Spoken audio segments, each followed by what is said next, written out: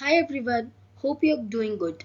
I'm Vinayak Pandey from Genius Mind Mentors. Today we are going to learn the chapter Nutrition and Plants. Let's go. Basically, whenever someone asks you why do you eat food, so you basically say for nutrition or for nutrients. Why are nutrients important? Nutrients are important to balance our diet, to improve our physical health. अब ये कैसे मैं बताता हूँ आपको. First suppose proteins are known as energy giving food. We eat dal. दाल हम खाते हैं, दाल में प्रोटीन्स ज़्यादा होते हैं. जब हम दाल खाते हैं हमारे अंदर प्रोटीन्स जाते हैं, proteins give us energy and we can concentrate. तो सिंपल है, अगर हम दाल नहीं खाएंगे हमारे को उतने प्रोटीन्स नहीं मिलेंगे तो हम कॉन्सेंट्रेट नहीं कर पाएंगे, हमारे पास एनर्जी नहीं रहेगी. So that's why different nutrients are found in different food items and different nutrients have their different uses. Like मैंने अभी proteins का बताया. तो there are 6 types of nutrients: vitamins, minerals, fats, carbohydrates, proteins and dietary fiber. That is also known as roughage. Now we are going to study about plant nutrition. Of course the chapter is on this only. तो plants nutrition के basis पे दो चीजों पे divided है. First, autotrophic mode of nutrition. Autotrophic mode ये mode होता है जिसमें प्लांट्स अपना खाना खुद बनाते हैं. फोटोसिंथेसिस की डेफिनेशन क्या है? The process through which plants make their own food. तो सिंपल लॉजिक है, autotrophs are the plants that do the process autotrophic mode of nutrition. तो ऑफ कोर्स ऑटोट्रॉफ्स से फोटोसिंथेसिस कर पाएंगे क्योंकि वही तो अपना खाना खुद बना पाते हैं with the naturally raw materials available. अब इसका मतलब क्या है? अब उन्हें कहीं से ये तो नहीं लाना पड़ता भाई नमक ले आओ, दाल ले आओ. उन्हें सिंपल जो मिल रहा है उसी से वो अपना खाना बनाते हैं. Like carbon dioxide, sunlight, water and chlorophyll तो लीव्स में प्रेजेंट होते हैं. But heterotrophic mode of nutrition is totally opposite of it. Heterotrophic mode of nutrition होता है जिसमें हेट्रोट्रॉफ्स जो होते हैं, the plants that do the process of heterotrophic mode of nutrition are known as heterotrophs. Heterotrophs जो होते हैं वो ऑटोट्रॉफ्स पर डिपेंडेंट होते हैं उनके खाने के लिए. अब for example if I tell, heterotrophs की जब हम डिटेल में पढ़ेंगे आपको ज्यादा अच्छे से क्लियर हो पाएगा. Because heterotrophs are also divided into 4 types. सबसे पहला आता है पैरासिटिक मोड ऑफ न्यूट्रिशन. इसमें क्या होता है, जो पैरासाइट होता है वो प्लांट, पैरासाइट प्लांट वो होता है जो पैरासिटिक मोड ऑफ न्यूट्रिशन अपनाता है. तो जो पैरासाइट होता है वो अपना खाना डिराइव करता है, अपने न्यूट्रिएंट्स डिराइव करता है अपने होस्ट से. बट ये तो सेप्रोट्रॉफ भी करता है. तो डिफरेंस क्या है? पैरासाइट और सेप्रोट्रॉफ में डिफरेंस ये है कि जो पैरासिटिक मोड ऑफ न्यूट्रिशन है उसमें होस्ट लिविंग होता है और जो सेप्रोट्रॉफिक मोड ऑफ न्यूट्रिशन है उसमें होस्ट डेड होता है. फॉर एग्जाम्पल मैं आपको बताऊं, पैरासाइट एक है अमरबेल, in English it is known as cuscuta. Cuscuta जो होता है प्लांट्स पे लग जाता है और उनका न्यूट्रिएंट्स ले लेता है. और प्लांट्स तो लिविंग होंगे तभी तो उनसे न्यूट्रिशन आएगा. अब सेप्रोट्रॉफिक में डेड होस्ट से लेते हैं. मशरूम अपने जो न्यूट्रिशन है वो डेड प्लांट से पूरे करता है. Next point is insectivorous plants. For example picture plant. अब आप लोग कहेंगे कि पिच्चर प्लांट पे तो क्लोरोफिल होता है, फिर वो क्यों करता है insectivorous mode?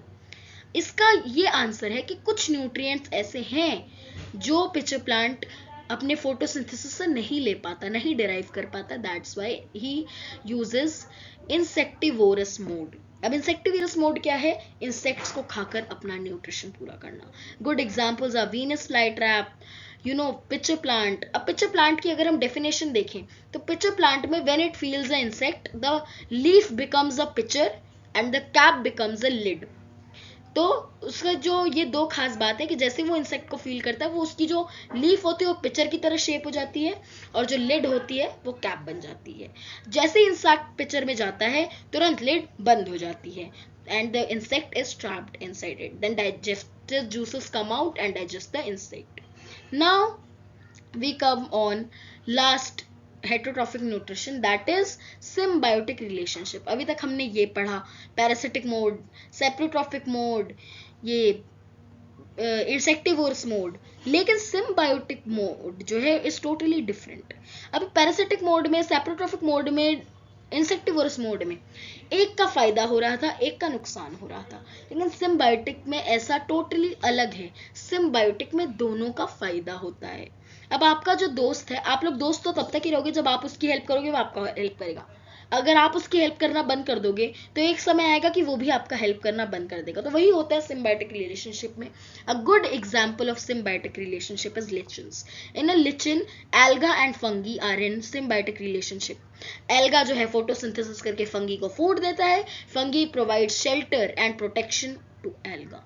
Now we are studying about rhizobium. Rhizobium is also a bacteria that lives in symbiotic relationship. अब इसको मैंने अलग से इसलिए लिखा है क्योंकि it is a very important bacteria and topic. ये टॉपिक बहुत ज्यादा इंपॉर्टेंट, हमारा जानना बहुत जरूरी है। लेग्यूमिनस प्लांट्स क्या कौन से होते हैं? जिन्हें अपने न्यूट्रिशन के लिए नाइट्रोजन चाहिए होती है। अब ये नाइट्रोजन अगर हम एयर से निकालेंगे तो that is a gaseous nitrogen, और वो नहीं निकाल पाएंगे गैशियस नाइट्रोजन, है ना। गैशियस नाइट्रोजन प्लांट्स कैसे निकालेंगे?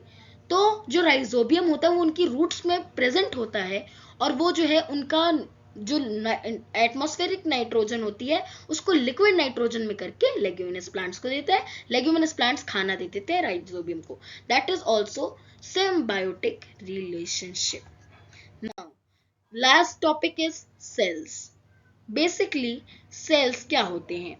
आपने एक दीवार देखी है, दीवार को बनाने में हमें ब्रिक्स चाहिए होती है, ब्रिक पे ब्रिक, ब्रिक पे ब्रिक, तब बनती है एक दीवार। उसी तरीके से ह्यूमन बॉडी और प्लांट बॉडी बनती है। बहुत सारे सेल्स जो हैं जब वो जोड़ दिए जाते हैं तब एक सेल वॉल बनती है। अब हम जानेंगे जो सेल हैं ये ऐसे नहीं है कि आप अपनी स्किन देखो और आपको दिख जाए। They can be only seen under a microscope.